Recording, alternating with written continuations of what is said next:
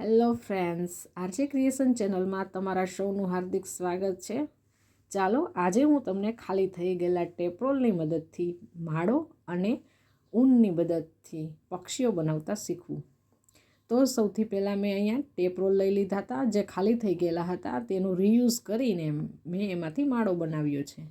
તો એ ટેપરોલની ઉપર મેં ઊન લગાવી દીધી હતી.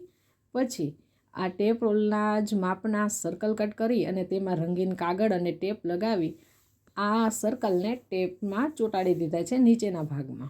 પછી લાંબા ટેપ રોલ હતા તેમાં રંગીન કાગળ ચોંટાડી દીધો છે. પછી લીલા રંગના કાગળમાંથી પાંદડાઓનો શેપ આપી દીધો છે અને આ બધા શેપ કટ કરી અને તેમાં પાંદડાઓની ડિઝાઇન કરી લીધી છે. તો આપણી પાસે કેટલા બધા પાંદડા રેડી છે. હવે લીલા રંગની ઊનમાંથી આ જે લાંબા ટેપ રોલ હતા તેની ઉપર વેલ જેવા આકારના મેં આ ઊનને લગાવી દીધેલી છે. તમે જોઈ શકો છો સ્ક્રીન ઉપર. પછી આ ઊનની જે દોરી હતી તેમાં મેં પાંદડાઓ ચોંટાડી દીધા છે જેથી વૃક્ષ ઉપર વેલ ચડતી હોય તેવો દેખાવ આવે.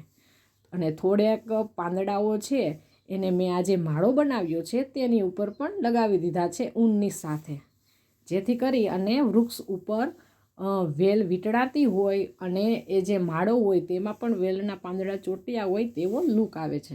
બરાબર. હવે પછી જે માળાનું જે સર્કલ બનાવેલું હતું તેને આ બંને ટેપ રોલ ઉપર ચોંટાડી દીધા. હવે આપણે બનાવશું પક્ષીઓ. તો અહીંયા મેં ટોટલ 3 ભાગમાં 20-20 વખત ઊન વીંટાળી અને તે 3 ભાગને અલગ કરી લીધા છે. પછી તેને આવી રીતના પ્લસ આકારમાં કરી અને ગાંઠ વાળી લીધી છે. તમે જોઈ રહ્યા છો સ્ક્રીન ઉપર કે આ કેવી રીતના થઈ રહ્યું છે. પછી જે ત્રીજો ભાગ હતો તેને પણ વચ્ચે રાખી અને આપણે થોડુંક અમથું કંઈ પણ જે ડૂચો હોય છે કપડાનો, ઊનનો કે પછી રૂનો ગોળી બનાવી અને વચ્ચેના ભાગમાં રાખી દેવાનો છે. પછી આ રીતના બધા પાર્ટને ભેગા કરી અને બાંધી દેવાનું છે. બરાબર. જોઈ રહ્યા છો તમે સ્ક્રીન ઉપર.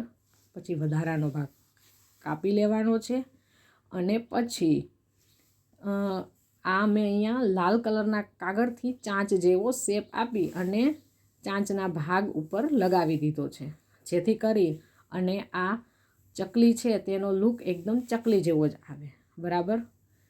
હવે પછી મેં આંખ બનાવવા માટે 2 ડાયમંડનો ઉપયોગ કર્યો છે બ્લેક કલરના અને એને પણ લગાવી દીધા છે. તો આપણી ચકલી હવે બનીને રેડી થઈ ગઈ છે. તમે આ કોઈ પણ કલરની કરી શકો છો.